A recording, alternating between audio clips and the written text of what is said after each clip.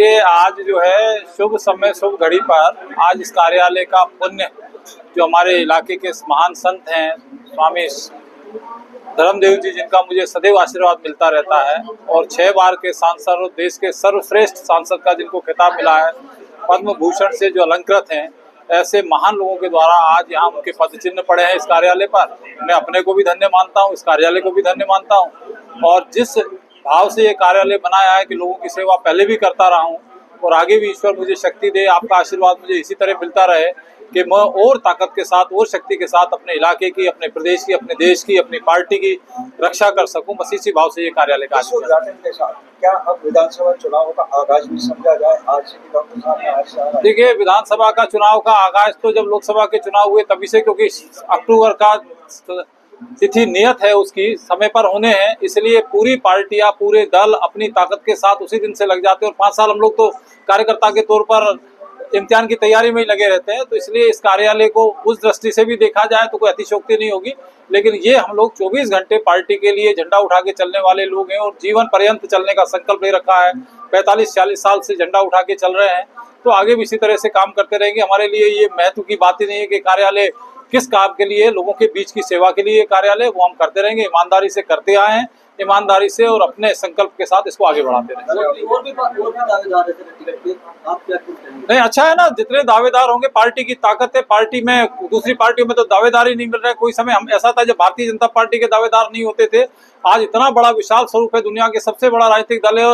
मैं तो कहता हूँ और हरेक को आना चाहिए दावेदारी करने के लिए। पार्टी का निर्णय पार्लियामेंट्री बोर्ड का होता है, पार्लियामेंट्री बोर्ड जिसको लड़ाएगा वो चुनाव लड़ेगा। दावेदार सब है, सबका स्वागत है, होना चाहिए। ये जीवंत पार्टी है, पार्टी में लोकतंत्र है और लोकतंत्र में सबका अधिकार है कि सबको दावेदारी करने का। सबका स्वागत है, सबका अभिनंदन है जी। नहीं, टिकट की मांग, क्योंकि हम लोग उस पीढ़ी के लोग हैं कि ना हमने कभी मांगना सीखा अपनी पार्टी से, पार्टी को मां माना हुआ है। पार्टी के हमारे नेता जो हमारे भविष्य का फैसला करते हैं, जो उनको ठीक लगेगा वो काम करेंगे और जो रास्ता वो दिखाएंगे उस रास्ते पे पहले भी चलते आए और आगे भी चले। अच्छा है, सबका स्वागत है। आज जैसा कि किरण चौधरी जी और बाकी लोग आज श्रुति जी ज्वाइन कर रहे हैं, सबका स्वागत है, सभी का अभिनंदन है। और पार्टी की बढ़ती हुई ताकत का द्योतक भी है कि हरियाणा के अंदर भी और देश के अंदर भारतीय जनता पार्टी की ताकत बढ़ती जा रही है। और बता देना चाहता हूं कि आने वाले समय के अंदर और बड़े विस्फोट होने वाले, बहुत सारे लोग और जो है वो भारतीय जनता पार्टी में शामिल होंगे। ऐसा जो है निश्चित तौर पर होने वाला है। भारतीय की नाराजगी है कांग्रेस के अंदर, अब ये तो कांग्रेस वाले जाने, इस विषय पर मैं क्या कहूँगा। सबका बहुत बहुत धन्यवाद। देखिए, आप सबों का अभिनंदन, जितने लोग आए हैं उन सबों का अभिनंदन। चूँकि जहाँ कार्यालय खुला है वो भारत के एक स्वतंत्रता सेनानी महान पुरुष के नाम पर स्टेडियम है, तुलाराम जी के नाम पर। उन महापुरुष को मैं अभिनंदन करता हूँ, सादर नमस्कार करता हूँ।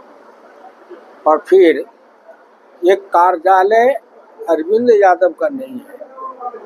अरविंद यादव इस कार्यालय को चलाएंगे, लेकिन यह कार्यालय भारतीय जनता पार्टी के रीति, नीति, सिद्धांत, व्यवहार के प्रचार के लिए है। अरविंद यादव और भारतीय जनता पार्टी का हर आदमी, चाहे नरेंद्र मोदी हो, मनोहर लाल जी हो, चाहे यहाँ के एक साधारण कार्यकर्ता हो, वो सभी अपने को कार्यकर्ता ही कहते हैं। कार्यकर्ता का मतलब कार्य करने वाला, भारतीय जनता पार्टी के लिए कार्य करने वाला।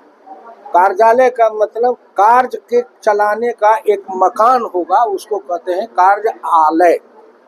तो ये भारतीय जनता पार्टी के जो कार्यक्रम है, नीति है, सिद्धांत है, नरेंद्र मोदी जी के द्वारा जो संचालित योजनाएं हैं, मनोहर लाल जी जो यहाँ मुख्यमंत्री थे उनके द्वारा जो जन कल्याण के लिए योजनाएं चलाई गई, उन योजनाओं को जन जन तक पहुँचाने के लिए अरविंद यादव ने पहल किया है, इसलिए धन्यवाद है। और भारतीय जनता पार्टी को, हर कार्यकर्ता को ऐसा ही करना चाहिए।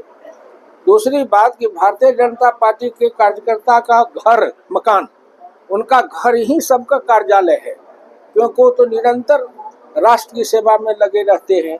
लेकिन एक ऐसा स्थान जहां सभी साथी आके बैठे, योजनाबद्ध तरीके से काम करे, युवा काम करे, महिला काम करे, व्यवसायी काम करे, भूतपूर्व सैनिक काम करे, ये जितने लोग हैं या तकनीकी क्षेत्र में लगे हुए हैं वो सब मिलके काम करे।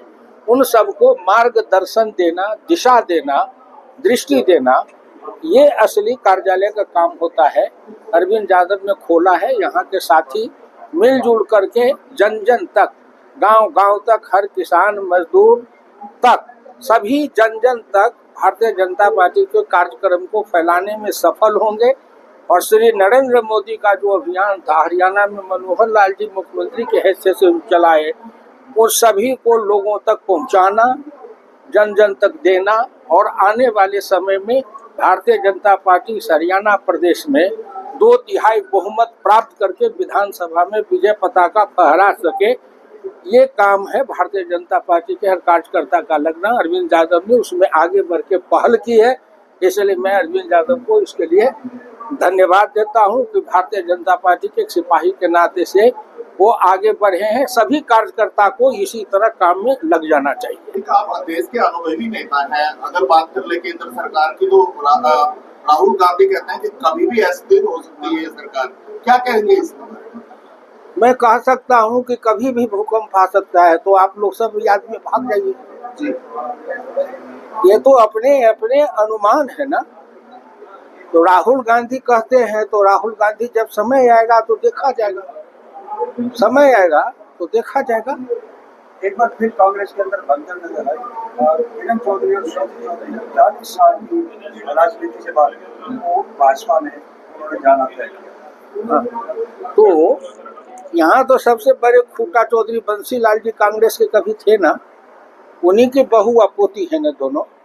बंसीलाल जी भी भाजपा के सहयोग से सरकार बनाए थे कि नहीं, कभी बनाए थे? तो उस समय नहीं ये लोगों ने देखा था कि बंसीलाल जी जो किसी समय कांग्रेस के हरियाणा में सबसे महत्वपूर्ण खूंटा थे इमरजेंसी के समय में, उसके बाद परिस्थिति आई तो वो भाजपा के सहयोग से मुख्यमंत्री बने थे। और आज अगर उन्हीं के परिवार की वो किरण चौधरी है, उनकी पोती श्रुति चौधरी तो पार्लियामेंट में मेरे साथ थी एक टर्म तक, अच्छी लड़की है, समझदार है, मेरे साथ कमेटी में बैठती थी। मैं उसको कहता था तुम कुछ पढ़ो लिखो और दृष्टि बना तो अच्छे नेता बन सकती हो।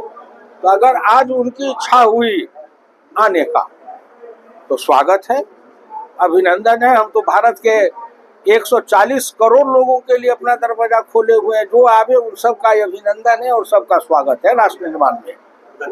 सबका धन्यवाद।